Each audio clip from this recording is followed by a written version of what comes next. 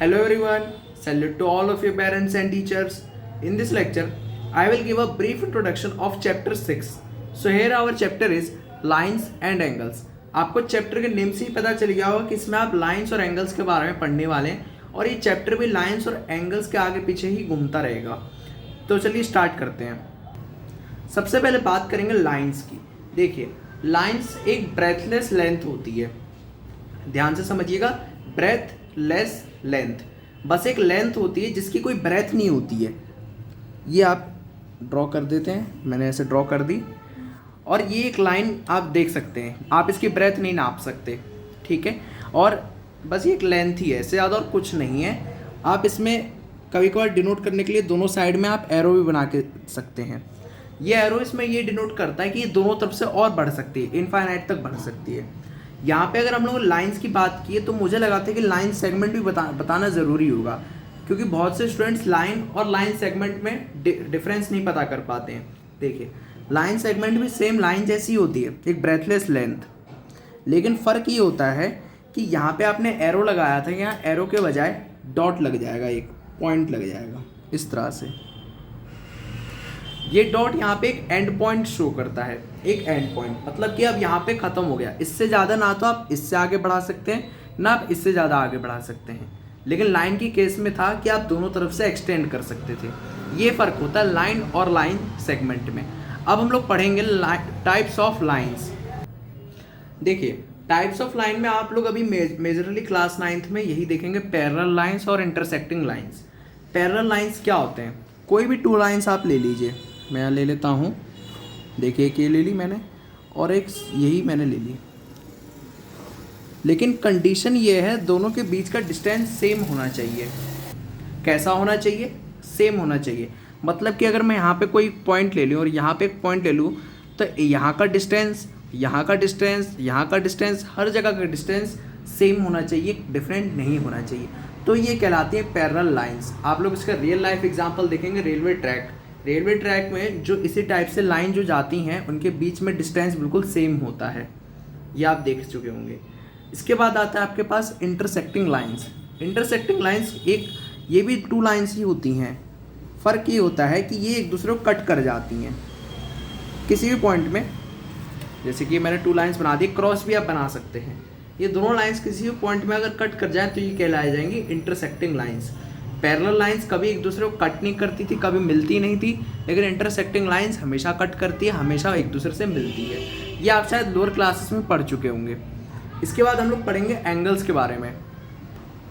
देखिए, angle actual में होता क्या है? ये भी टू लाइंस ही होती हैं, लेकिन इनका एक कॉमन पॉइंट जहाँ पे लोग टच करते हैं, जैसे कि आप गिवन डायग्राम में देख सकते हैं, यहाँ पे भी एक लाइन थी और ये भी एक लाइन है, लेकिन ये किसी एक कॉमन पॉइंट पे आके एक दूसरे को टच कर रही थी। तो वहाँ पे जो स्पेस बनता है उस स्पेस को हम लोग एंगल कहते हैं, और उसको लिखने का तरीका इस तरह से हम लोग डिनोट करते हैं। चलिए मैं इसको बनाने की कोशिश करता हूँ। मैंने क्या कहा, कोई भी टू लाइन्स को आपको बस टच करना है। एक लाइन ऐसे हो सकती है, दूसरी लाइन ऐसे हो सकती है। ये जहाँ पे भी टच करें वहाँ का स्पेस आपका एंगल कहलाता है। ज़रूरी नहीं है कि आप ऐसे बनाएं, आप ऐसे भी बना सकते हैं। ये देखिए, एक ऐसे, एक ऐसे, तो ये वाला स्पेस क्या कहलाएगा? एंगल कहलाएगा। और कैसे तरीके से बना सकते हैं आप ऐसे भी बना सकते हैं, इसका अपोजिट करके ऐसे, तो ये वाला स्पेस क्या कहलाएगा? एंगल। बस टू लाइंस कहीं पर भी एक सिंगल पॉइंट में टच कर जानी चाहिए, वहाँ का स्पेस आपका एंगल कहलाता है। इस एंगल को आप लोग दिखाएंगे कैसे, शो कैसे करेंगे? इसके लिए आप पहले समझिए, आपको इनका नाम भी कुछ देना होगा। तो हर पॉइंट में हम लोग नाम रखते हैं, ऐसे A, B, C। ये आपकी मर्जी है, आप PQRXYZ एक कोई भी अल्फ़ाबेट्स का आप इस्तेमाल कर सकते हैं। यह आपने लोअर क्लासेस में भी सीखा है, ठीक है। जहाँ पॉइंट्स है वहाँ बस कोई भी एक अल्फ़ाबेट ले लीजिए, ठीक है। ये होता है आपका एंगल। लेकिन अब एंगल्स को डिनोट कैसे करते हैं? एंगल के ऊपर हम लोग डिग्री लगाते हैं हमेशा। जैसे कि हो सकता है ये शायद एंगल 60 का हो, 60 डिग्री का हो, जैसे कि यहाँ 60 डिग्री का हो, तो इसको 60 नहीं लिखेंगे, इसको 60 के ऊपर डिग्री लगाना होगा। इस तरह से एक छोटा सा सर्कल बनाते हैं हम लोग, एक छोटा सा हम लोग सर्कल बनाते हैं, तो ये होता है हमारा 60 डिग्री, ठीक है। आपको ये पता चल गया। इसके बाद हम लोग पढ़ेंगे टाइप्स ऑफ एंगल। यहाँ देखिए, टाइप्स ऑफ एंगल में आप सबसे पहले देखेंगे राइट एंगल।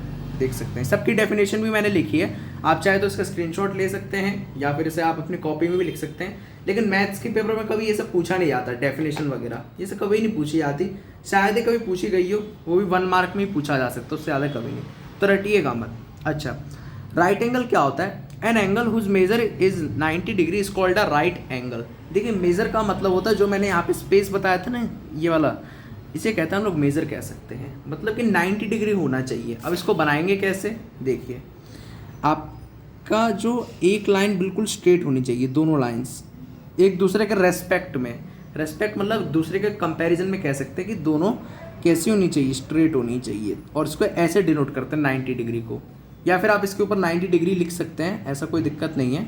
लेकिन अगर आपने ये बना लिया तो इसका मतलब 90 डिग्री का एंगल है। ज़रूरी नहीं कि आप इसको ऐसे बना के दिखाएं, आप इसको ऐसे भी बना सकते हैं। यहाँ पे ये भी एक 90 डिग्री होगा, क्योंकि देखिए दोनों स्ट्रेट है एक दूसरे से, एकदम स्ट्रेट ऐसे।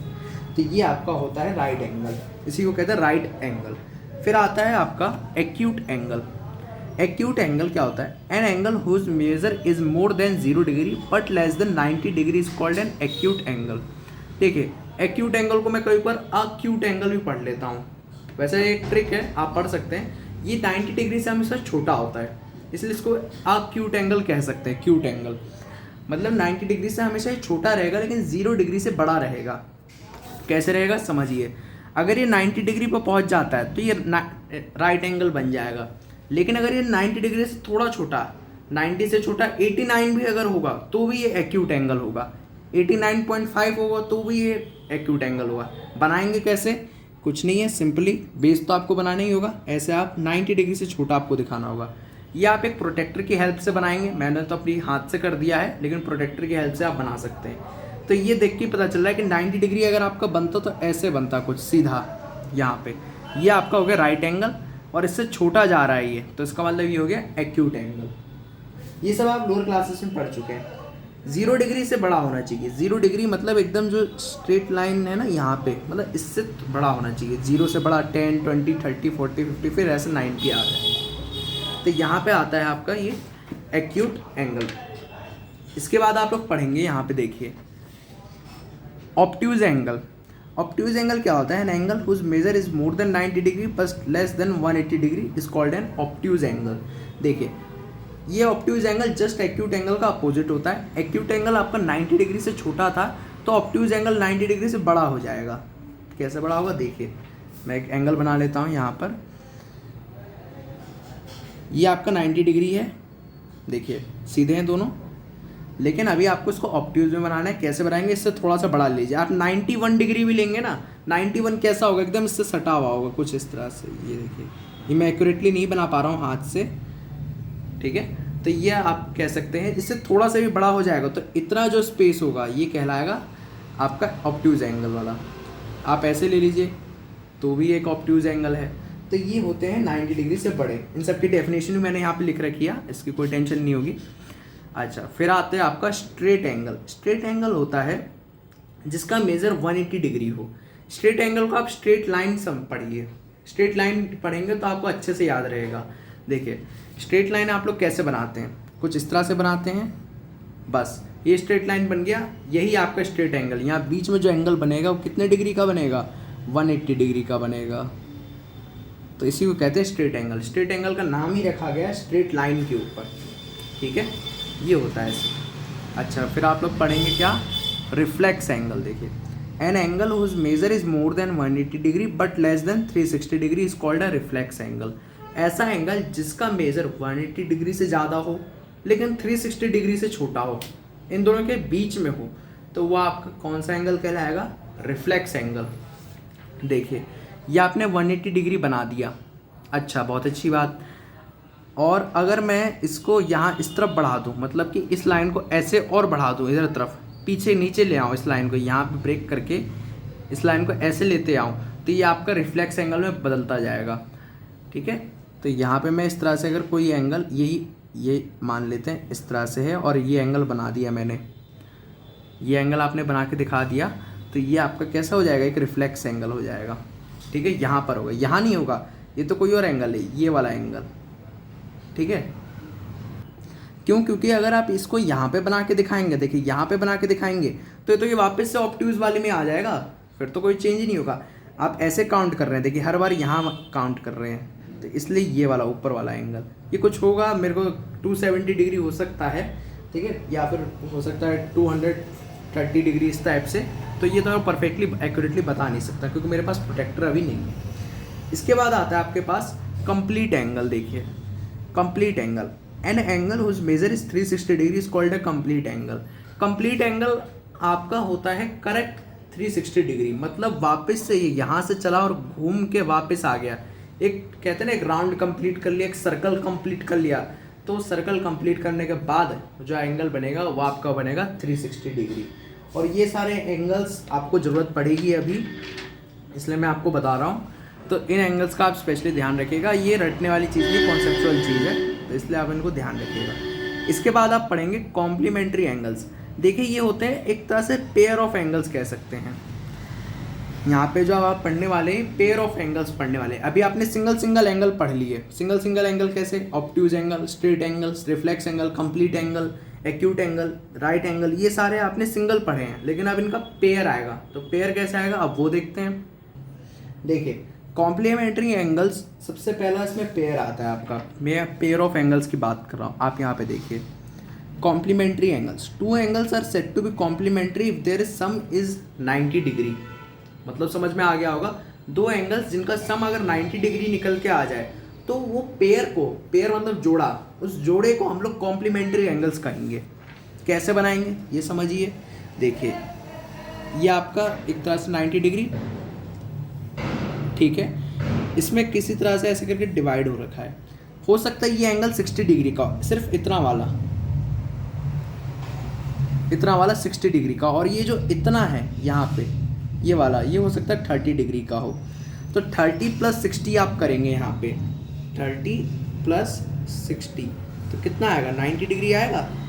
देखिए 90 डिग्री आने का मतलब कि ये दोनों एंगल कैसे एंगल हो गए? कॉम्प्लीमेंट्री एंगल हो गए।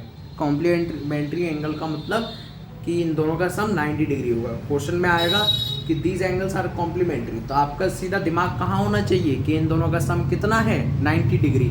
हो सकता है वो 60 और 30 के बजाय ए और बी लिखते, ए और बी लिखते, तब क्या होता? ए + बी, सॉरी एंगल ए और एंगल बी, एंगल का साइन ऐसे बनाते हैं इस तरह से कुछ। ये देखिए एंगल ए + एंगल बी कितना निकल के आता है? 90 डिग्री। मुझे नहीं पता ए और बी कितना है, लेकिन उन्होंने बोला है कि ये कॉम्प्लीमेंट्री है, तो ए और बी 90 डिग्री होगा, चाहे कुछ भी हो जाए। ये होते हैं आपके कॉम्प्लीमेंट्री एंगल्स। अच्छा, इसके बाद है आपके पास सप्लीमेंट्री एंगल्स। सप्लीमेंट्री एंगल्स भी सेम कॉम्प्लीमेंट्री जैसे होते हैं। डेफिनेशन पढ़ते हैं, समझ में आएगा। Two angles are said to be supplementary if their sum is 180 degree. दो एंगल्स जिनका सम 180 डिग्री आ जाए, दो एंगल्स जिनका सम 180 डिग्री आ जाए वो सप्लीमेंट्री एंगल्स है। कॉम्प्लीमेंट्री एंगल्स में 90 डिग्री आ रहा था, फ़र्क बस यही है, कॉम्प्लीमेंट्री में 90 डिग्री, सप्लीमेंट्री में 180 डिग्री। चलिए बनाने की कोशिश करते हैं। ये मैंने लाइन ले ली, इसमें कोई इस तरह से एंगल बन रखा है, मान लीजिए ये 60 डिग्री हो सकता है शायद, और ये वाला जो एंगल है ये हो सकता है 120 डिग्री हो सकता है, ठीक है। इन दोनों का सम कितना होना चाहिए? 180 डिग्री। ये है बस कंडीशन। तो ये कैसे एंगल हो गए? ये आपके हो गए सप्लीमेंट्री। क्वेश्चन में हो सकता है आपको कुछ और एंगल दे दे, आपको दे दे P और Q, और बोलेगा कि P और Q आपके सप्लीमेंट्री एंगल है, तो आप क्या लिखेंगे? Angle P + angle Q is equals to 180 degree, ठीक है। ये होता है आपका सप्लीमेंट्री एंगल्स। अच्छा, इसके आगे जाके पढ़ेंगे तो इन्हीं सप्लीमेंट्री एंगल्स में आपको लीनियर पेयर भी देखने को मिलेगा। खैर वो आगे पढ़ेंगे, अभी हम लोग यहीं रहते हैं। अच्छा, इसके बाद आपके पास क्या है? Adjacent angles. एडजेसेंट एंगल्स क्या होते हैं? Two angles are called adjacent angles if they have the same vertex, they have a common arm. पहले ये 2 पॉइंट्स का मतलब समझते हैं, फिर थर्ड पॉइंट में चलेंगे। देखिए डायग्राम बनाने की कोशिश करता हूँ, ज़्यादा अच्छे से समझ में आएगा। आपको कुछ नहीं करना है। एडजेसेंट एंगल इस तरह से आप ले सकते हैं, जैसे कि मैं बोलूँ ये कोई एंगल है और एक और एंगल इसी के अंदर बना हुआ है, मतलब कि आप कह सकते हैं कि ये पड़ोसी हैं एक दूसरे क्या है? नेबर हैं, मतलब अगल बगल का घर। कोई एंगल यहाँ पर हो सकता है, मान लेता हूँ मैं ये A है, और कोई एंगल यहाँ है B है। तो देखिए दोनों सटे हुए एक दूसरे से, एक कॉमन लाइन इनमें से निकल रही है। देखिए ये वाली लाइन कॉमन है जो दोनों में आ रही है, तो ये दिखा रही है कि इनके बीच की दीवार है इन दोनों घर की, ठीक है, कॉमन लाइन जो आ रही है। तो ऐसे एंगल्स को क्या कहेंगे हम लोग? Adjacent angles. क्या कहेंगे? Adjacent angles. ये आपका जरूरी नहीं है कि आपको ये, अच्छा चलिए मैं आपको दो तरीके से और समझाता हूँ। मैं ऐसे कर लेता हूँ, यहाँ पर आपका एक एंगल ऐसे है, एक एंगल ऐसे है। मैं इसमें एंगल लिख रहा हूँ, आप बताइए कौन से एडजेसेंट है। आप मन में सोचिएगा, A B C, angle A, angle B और एंगल सी। पहले आप ये सोचिए कौन कौन से एडजेसेंट होंगे। मैं खुद से लिखता हूँ पहले। देखिए ध्यान देना वाली बात ये है कि कॉमन होना चाहिए कुछ। देखिए ए और बी में एक लाइन कॉमन आ गई, बस ये दोनों क्या हो गए? एडजेसेंट हो गए। ए और बी ये दोनों एडजेसेंट एंगल हो गए। बी और सी में भी एक लाइन कॉमन आ रही है, ध्यान दिया आपने? तो ये भी कैसे हो गए? Adjacent angles. अब बात आती है, क्या ए और सी एडजेसेंट होंगे? नहीं होंगे, क्योंकि इन दोनों में कुछ कॉमन आ रहा है? नहीं आ रहा है कॉमन। ए और सी में कोई लाइन कॉमन नहीं आ रही, तो इसलिए ये एडजेसेंट नहीं होंगे। ये है बस एडजेसेंट एंगल्स, मतलब पड़ोसी होना चाहिए, एकदम सटे सटे घर होने चाहिए। अच्छा, अब हम लोगों ने डेफिनेशन पे आते हैं। डेफिनेशन क्या आती? Two angles are called adjacent angles if they have same vertex. Vertex का मतलब पॉइंट होता है। देखिए जैसे यहाँ पे आप देख सकते हैं, यहाँ पे दोनों एक ही पॉइंट से ऐसे जुड़े हुए थे, ठीक है, तो ये भी आपका एक वर्टेक्स हो गया। अच्छा, दे have a common arm. Arm का मतलब होता है लाइन। लाइन जैसे कि यहाँ पे आप देख सकते हैं, ये लाइन जो जा रही है, ये एक कॉमन लाइन इनमें निकल रही थी बीच में। अच्छा, their non common arms are on either side of the common arm. इसका मतलब है थर्ड पॉइंट का कि जो नॉन कॉमन है, नॉन कॉमन जो मतलब कॉमन नहीं है, जैसे कि इसमें कॉमन क्या नहीं है? एक ये वाली लाइन, देखिए एक ये वाली लाइन कॉमन नहीं है और एक ये वाली लाइन कॉमन नहीं है। तो ये जो बीच में कॉमन लाइन है, इसके अपोजिट में दोनों आ रहे हैं, एक इधर आ रहा है, एक इधर आ रहा है। ये है तीसरा पॉइंट का मीनिंग। यहीं पर ही आपका एडजेसेंट एंगल्स भी फिनिश हो जाता है, ठीक है। इसके बाद हम लोग बढ़ेंगे लीनियर पेयर ऑफ एंगल्स। ये आपका एडजेसेंट एंगल्स और सप्लीमेंट्री एंगल्स दोनों लगभग कह सकते हैं कि हाँ थोड़ा सेम है। कैसे? Two adjacent angles are set to form a linear pair if their sum is 180 degree. पहली पता चल गया कि एडजेसेंट एंगल्स है दोनों। कैसे एंगल है? एडजेसेंट एंगल है। बना लेते हैं, ज़्यादा बेहतर रहेगा। देखिए मैंने यहाँ पे ले लेता हूँ, खैर छोड़िए, ऐसे ये मैंने यहाँ कोई एंगल ले लिया, देखिए, ठीक है। अब देखिए यहाँ पर कोई एंगल हो सकता है, मेरे को नहीं पता, शायद हो सकता है 90 डिग्री हो। मान लेता हूँ ये ए है, ये बी है। क्या ये दोनों एडजेसेंट है? यस, ये एडजेसेंट है, क्योंकि इनके बीच में एक लाइन कॉमन आ तो रही है, तो ये एडजेसेंट है। ये भी एक एंगल बन रहा है, ये भी एक एंगल बन रहा है, तो इसलिए ये एडजेसेंट है। और साथ में क्या बोला गया है? ये तभी लीनियर पेयर फॉर्म करेंगे if their sum is 180 degree. जब इनका सम कितना आ जाए? 180 डिग्री आ जाए, तब ये कैसे बन जाएंगे? लीनियर पेयर कहलाएंगे। मतलब कि A plus B equals to 180 degree, बस ये आ जाए आपका, तो इसका मतलब ये लीनियर पेयर है। क्या है? Linear pair. और यही कंडीशन कहाँ फॉलो हो रही थी? देखिए यहाँ पे फॉलो हो रही थी सप्लीमेंट्री एंगल्स में। याद आया? हम लोगों ने भी वहीं पढ़ा था, कोई बात नहीं। इसके बाद हम लोग इसके कुछ थोड़ा सा एग्जांपल्स भी देख लेते हैं। जैसे कि यहाँ पे हमें 5th के फर्स्ट में दे रखा है, if a ray stands on a line then the sum of the adjacent angles of form is 180 degree. ये आपको एक फिगर में बना के समझाया भी गया है। देखिए ये आपका एक फिगर है, ए सी बी, मतलब ए बी एक लाइन है जिसपे सी डी एक और रे खींच दी गई है। अच्छा, इसमें क्या कहा गया? Angle A C D plus angle B C D equals to 180 degree. मैं इसे यहाँ ड्रॉ कर लेता हूँ, ज़्यादा आसानी हो जाएगी। देखिए सबसे पहले आपको एक लाइन खींचनी थी, लाइन का नाम ए बी, फिर एक और लाइन आपने खींची सी डी, और अब कहा जा रहा है कि इन दोनों एंगल्स का सम 180 डिग्री हो जाए, तो क्या बन जाएगा? एक लीनियर पेयर कहलाएगा। लीनियर पेयर, ये एक एग्जाम्पल है, डेफिनेशन वगैरह कुछ नहीं है, बस एक एग्जाम्पल दे दिया है यहाँ पर एक एक्स्ट्रा में, ठीक है। इसके बाद है 5th का second, the sum of all the angles formed on the same side of a line at a given point on the line is 180 degree. देखिए यहाँ पे आप डेफिनेशन का मतलब समझिए, जरूरी नहीं कि आपके दो ही एंगल बने इस लाइन पे। यहाँ पे आपके एक ये वाला एंगल बन रहा था और एक ये वाला एंगल बन रहा था, ऐसा जरूरी नहीं है। 3-4 एंगल बन जाएंगे तो भी इन सब का सम कितना ही रहेगा? 180 डिग्री रहेगा, जैसे कि आप यहाँ देख सकते हैं। मैं इसको आपको बना के दिखाता हूँ। आपने सबसे पहले क्या कहा गया एग्जाम्पल में, एक लाइन ली ए बी, फिर इसके बाद उन्होंने कहा था कि बीच में एक पॉइंट है जहाँ से कुछ एंगल्स इस तरह से निकल रहे हैं।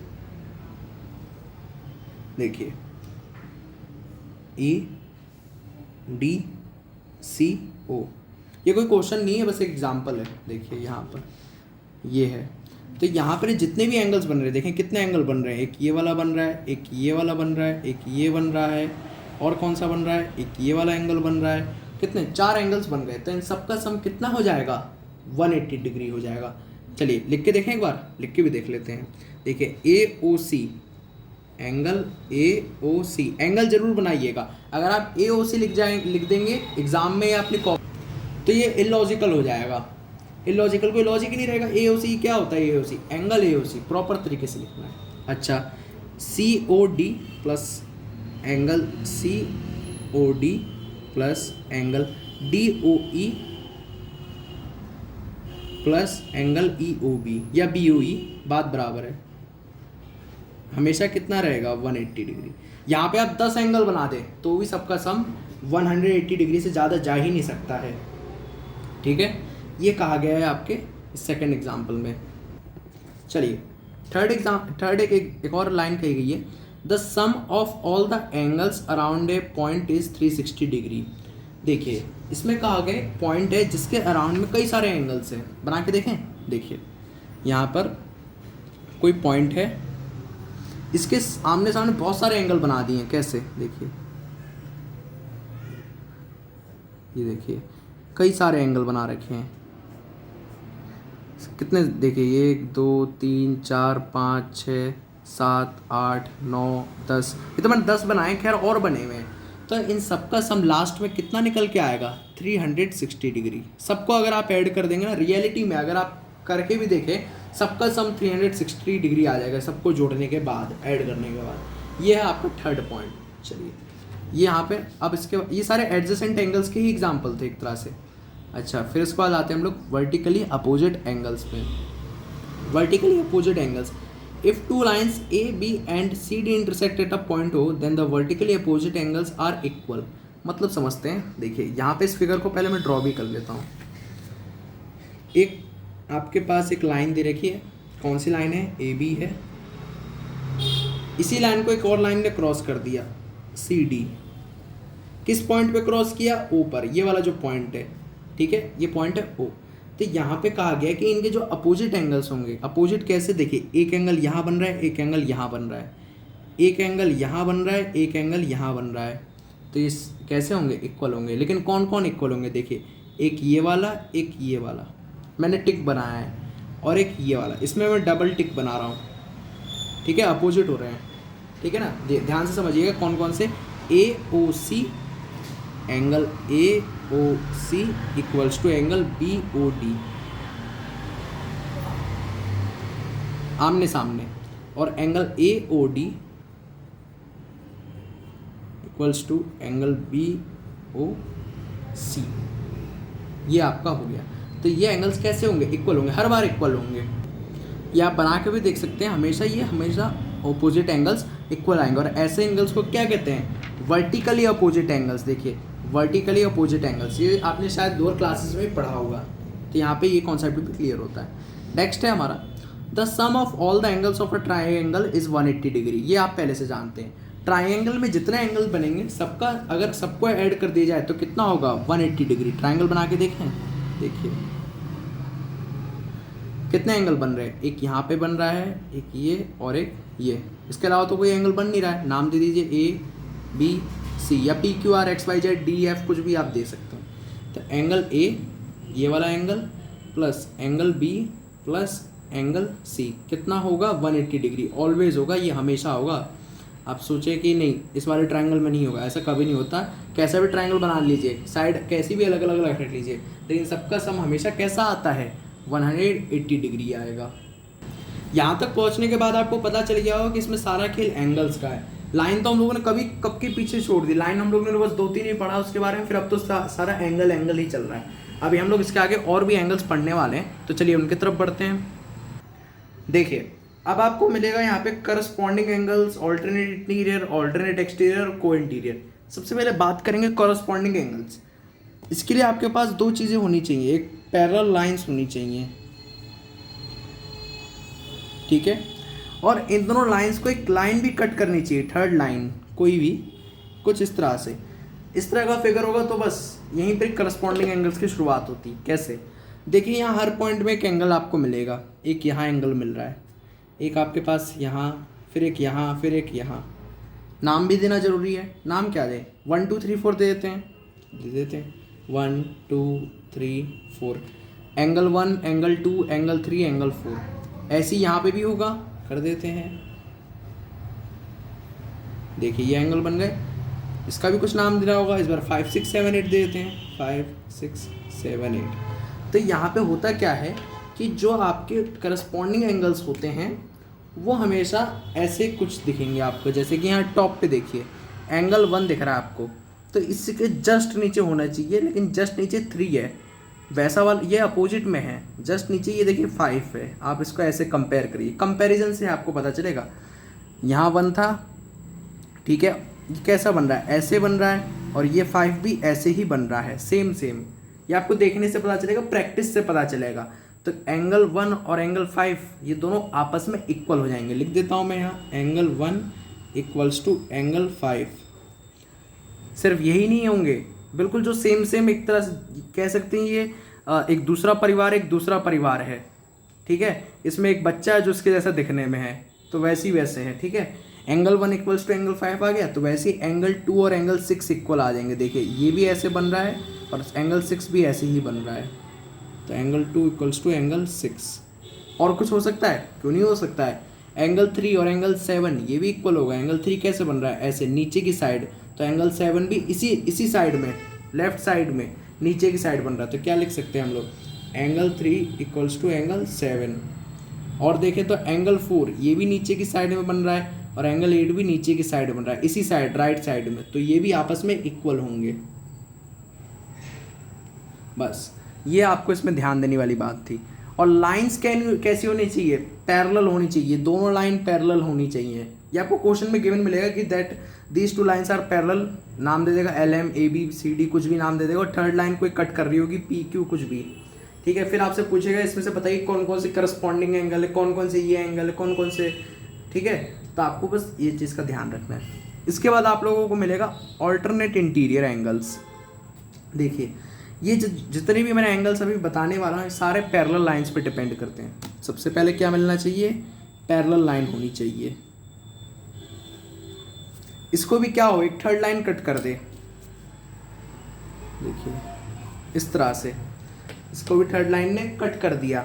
अच्छा, तो यहाँ पर पैरेलल लाइंस जो हैं थर्ड लाइन में कट करने के बाद ये जेड शेप मिल रहा है आपको। देखिए जेड, ध्यान से देखिए, जेड बन रहा है ये। तो यहाँ पर क्या होगा, जो इस साइड में एंगल है ये वाला एंगल, और इसके जस्ट अपोजिट में नीचे वाला एंगल कैसे हो जाएंगे? इक्वल हो जाएंगे। ये एंगल कुछ नाम दे दूँ मैं, A दे देता हूँ, और ये B। तो इस तरह के एंगल ध्यान से देखिएगा। जेड अगर आपको दिखेगा तो बस ये आप एंगल भी पहचान जाएंगे, एक तरह से जेड ही बन रहा है ये, देखिए बस। तो इस तरह के जो कॉर्नर्स पे एंगल होंगे ये आपस में इक्वल होंगे। कंडीशन पैरेलल लाइंस, ध्यान रखिएगा। अच्छा, इधर और भी तो हो सकता है, ऐसे भी तो हो सकता है, ये वाला एंगल और ये वाला एंगल, देखिए एक उल्टा जेड भी बन जाएगा आपके पास, ठीक है। इधर वाला एंगल और इधर वाला एंगल नाम दे दीजिए C और D। कैसे होने चाहिए? इक्वल होने चाहिए। तो लिख देता हूँ मैं, angle A equals to angle B और angle C equals to angle D। तो ये जो एंगल्स होंगे इन्हें कहते हैं ऑल्टरनेट इंटीरियर एंगल्स। A और B ऑल्टरनेट इंटीरियर एंगल्स है, क्योंकि ये दोनों आपस में इक्वल हैं। कैसे हैं? ऐसे कंडीशन में हैं। और C और D भी ऑल्टरनेट इंटीरियर एंगल्स हैं, ठीक है। ये आपने शायद लोअर क्लासेस में भी इसके बारे में पढ़ा होगा, लेकिन यहाँ पे एक बार रिविजन हो जाएगा तो अच्छी बात है। इसके बाद आप लोग पढ़ेंगे ऑल्टरनेट एक्सटीरियर एंगल्स। देखिए इसके लिए भी कंडीशन सेम, ये चारों एंगल्स के लिए कंडीशन सेम ही रहेगी। पैरेलल लाइंस के ऊपर बता रहा हूँ, ठीक है। सबसे पहले एक पैरेलल लाइन ड्रॉ करनी ज़्यादा ज़रूरी है। इसको किसने कट कर दिया? एक थर्ड लाइन ने, ठीक है। एंगल देखिए, ये कंडीशन और ये कंडीशन सेम है, देखिए एंगल मैं बिल्कुल सेम सेम बना देता हूँ, 1 2 3 और 4, एंगल 1 एंगल 2 एंगल 3 एंगल 4, ऐसे 5 6 7 8, बिल्कुल सही। अच्छा, और इसमें क्या होगा, ये एक्सटीरियर है मतलब बाहर, एक्सटीरियर का मतलब बाहर, एग्जिट एक तरह से। तो देखिए 1 इसमें एकदम बाहर है और इसके जस्ट अपोजिट में आए तो 8 एकदम बाहर है, तो कैसे हो गए, इक्वल हो गए। इक्वल होके कैसे एंगल कहलाएंगे, ये ऑल्टरनेट एक्सटीरियर एंगल। देखिए आप लोग कह रहे होंगे कि यार ये इक्वल भी है, फिर आप इसको ऑल्टरनेट एक्सटीरियर कह रहे हैं, वो कंडीशन है, कंडीशन अप्लाई होने के बाद ये लोग ऑल्टरनेट एक्सटीरियर हैं। उससे पहले ये लोग हाँ इक्वल तो थे, लेकिन कुछ अच्छा नाम भी देना पड़ेगा, तो ऑल्टरनेट एक्सटीरियर नाम दे दिया। इस केस में यहाँ पे क्या हुआ था कि ये भी इक्वल थे तो ऑल्टरनेट इंटीरियर नाम दे दिया। कंडीशन जैसे जैसे चेंज हो रही है, नाम भी वैसे वैसे इसका चेंज होते जा रहा है, ठीक है। और क्या हो सकता है, देखिए 2 इसके यहाँ बाहर है, एकदम बाहर, आउटसाइड, एक्सटीरियर मतलब बाहर, तो 7 अपोजिट में ये भी एकदम एक्सटीरियर मतलब बाहर है, तो ये दोनों भी कैसे होंगे, इक्वल होंगे, और नाम क्या होगा, alternate exterior angles. Last condition, को इंटीरियर एंगल्स, सेम कंडीशन होनी चाहिए, पैरेलल लाइंस बना लेते हैं, अच्छा रहेगा। और ये दोनों लाइंस को कौन कट करेगा आपको, ये यहाँ पे एक थर्ड लाइन, ठीक है। सेम कंडीशन है, कोई चेंजेस नहीं। और इसमें भी यहाँ अंदर की तरफ जो एंगल बनेंगे सेम साइड, सेम साइड का मतलब मैं जो बार बार बोल रहा हूँ, इसका मतलब लेफ्ट साइड राइट साइड। ये लाइन कट करने के बाद इधर वाली साइड कैसी होगी, लेफ्ट साइड, इधर वाली साइड राइट साइड, तो सेम साइड मतलब लेफ्ट साइड। जैसे कोई एंगल है, मान लेता हूँ ये P है और ये Q है, तो इन दोनों का सम ये इक्वल नहीं होंगे, पहले बता दे रहा हूँ। आप लोगों के मन में आ रहा होगा अरे इन तीनों में इक्वल था, लग रहा है इसमें भी इक्वल होगा, ऐसा हो ही नहीं सकता। को इंटीरियर में इक्वल नहीं होता है, को इंटीरियर में सम 180 हो जाता है। कैसे, angle P plus angle Q कितना हो जाएगा, 180 डिग्री। इन दोनों को जब ऐड करेंगे तो 180 डिग्री ही आएगा, ठीक है। ऐसे यहाँ पे भी तो हो सकता है ऐसा अप्लाई, यहाँ का कुछ नाम दे दीजिए, x दे दीजिए, यहाँ y दे दीजिए, तो इन दोनों को जब ऐड करेंगे angle x plus angle y, तो इक्वल में कितना आ जाएगा आपके पास, 180 डिग्री। तो सब में कंडीशन क्या थी, पैरेलल लाइंस, और कट किसने करा, एक थर्ड लाइन में। ये थी आपकी सबकी कंडीशन से सारे एंगल्स की। अब देखिए यहीं पर ही आपका इंट्रोडक्शन भी खत्म हो जाता है, क्योंकि इससे ज़्यादा इसमें और चैप्टर में आपको पढ़ने के लिए मिलेगा नहीं। यहाँ पर इतना ही हम लोग रखेंगे और इतना ही चैप्टर के लिए काफ़ी है। बेसिक्स थी ये सारी। चैप्टर में आप लोगों ने स्टार्टिंग में लाइंस पढ़ा, फिर उसके बाद आपने एंगल्स के बारे में पढ़ा, टाइप्स ऑफ एंगल सारे आपने पढ़ लिए हैं। सबका डेफिनेशन भी आप लोगों ने देख ही लिया था। डेफिनेशन ज़्यादा ज़रूरी था, इसमें कॉन्सेप्ट। देखिए होता क्या है, मैथ्स ना कॉन्सेप्चुअल सब्जेक्ट है, लेकिन कुछ कुछ चीज़ें याद भी करनी होती हैं, तो ये सब आपको शायद स्टार्टिंग में याद करना पड़ जाए, ठीक है। लेकिन कॉन्सेप्ट क्लियर होगा तो आसानी से याद भी हो जाएगा। यहाँ पर इससे ज़्यादा इसमें बताने के लिए कुछ नहीं है। हाँ, इसकी प्रैक्टिस आपको ज़्यादा ज़रूरी है, ये एक बार बताने से नहीं होगा, खुद से आप एक बार बना के देखिएगा, ये एंगल को इसके इक्वल रखिएगा, तो आपको ये अच्छे से आ जाएंगे। Anyway, that's all I got for this lecture. I hope you learn something new. If you did, hit the subscribe button for more videos like this, and see you guys in the next lecture. Thanks for watching. Jai Hind.